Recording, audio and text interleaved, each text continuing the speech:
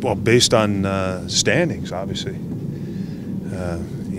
I'm not even sure how many points. 10 points back. Not quite sure. And we're what 3, 4, 5 points back. So there's a huge difference based on conference and where you're at. How do you feel coming in tonight? Obviously, from a Winnipeg standpoint, it's our first chance to see you guys. How do you feel that your team's playing coming into this game tonight? We've the past I don't know how many periods, but we've played pretty well.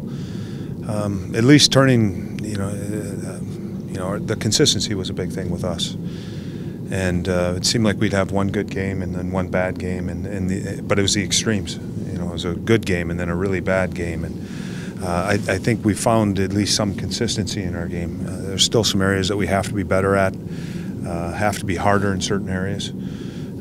But we've played, we've done things well enough to have some success, and that's where we're at right now, but we still need to be better. Your perspective on Matt Calvert's year, coming back from injury? Well, he missed a lot of time, and I think that was a huge hole for us. Not just missing a player on the left side, but I think what Matty brings to our team and how he plays the game, just his tenacious style. And if you're able to see the St. Louis game, just his little pushback with Jackman, and I think what that did is it created a lot of emotion in the game for us. Got the crowd going, got the building energized, and with him out of the lineup, that was one thing that we were missing. And we had other guys that would step up and fight, but it's kind of that underdog. He's not an overly big guy out on the ice, but when he challenges bigger guys in the way that he plays, it helps our team. Can you talk about matching wits, coaching wits with Claude, a guy that you know pretty well? I mean, are there any similarities in your styles? Anything he's stolen from you, or vice versa?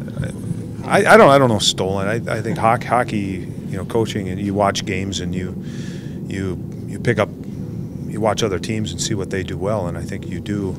It is a league where you do steal ideas, and as far as what teams are doing, Claude and I worked together for 3 years. I learned a lot from Claude.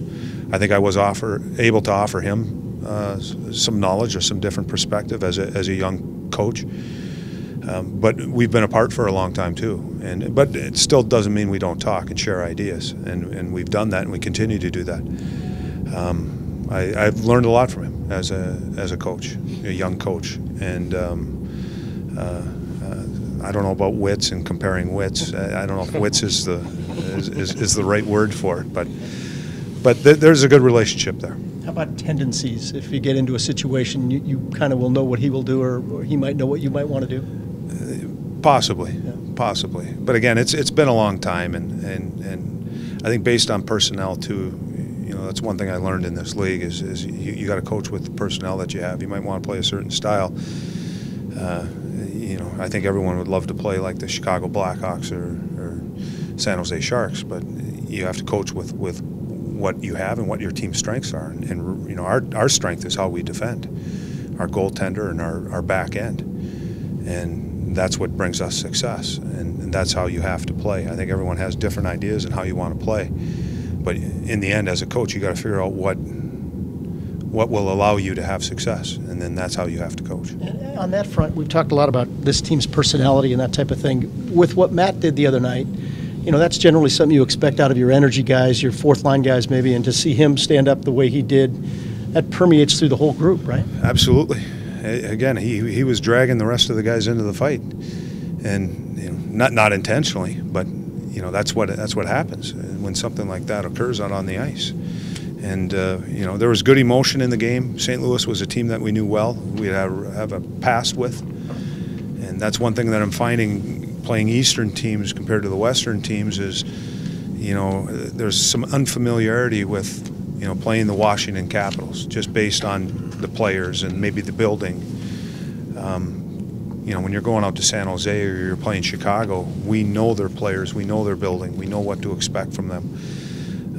And tonight's gonna be a little bit different because we got a Winnipeg Jets team that we haven't seen in a long time. So the important thing for me tonight is our team getting some emotion in this game and not waiting, and coming out and going after it right away. You were missing R.J. Umberger this morning? He just had a personal issue he needed to deal with this morning. He'll be in the lineup tonight. And Foligno, he went this morning? Yeah, he was out there till the end, and I heard reports that he's feeling fine, so I'm assuming he's okay. So you don't expect to make any changes tonight? Yeah, no changes to the line. As far as your other injuries, I mean, how close are some of these guys getting? You've kind of hinted that they might be on the verge, but Well, I would put it day to day, right now. with Wisniewski Yeah, and Gabrick, yeah, day to day. And Matt McElhaney skated today, and I heard from Ian Clark. Haven't spoken with our trainer yet as far as how he feels, but he said he looked good out on the ice and felt good out on the ice. Some of the other guys, Bob, I mean, how long until maybe he gets back on the ice? Do you have a... He's progressing right now. We're hoping that we can get him out on the ice sometime next week. How about your opposition tonight, Todd? What can you expect from Winnipeg? Desperation, hardworking, maybe a little bit of anger, based on what I read coming out of Winnipeg after the game on Saturday. I don't think there was a lot of happy people on that team, so I think they're going to come in here with something to prove, and we got to be ready for that. Still weeks with Nathan Horton. I mean, you have a little bit more better idea of when you might get him. Yeah, it'll be after Christmas. I don't think it'll be before Christmas. So that's what, is that over a week? Is that 10 days? 9 days? So we're getting close to weeks. So Yes. close to days. Yeah.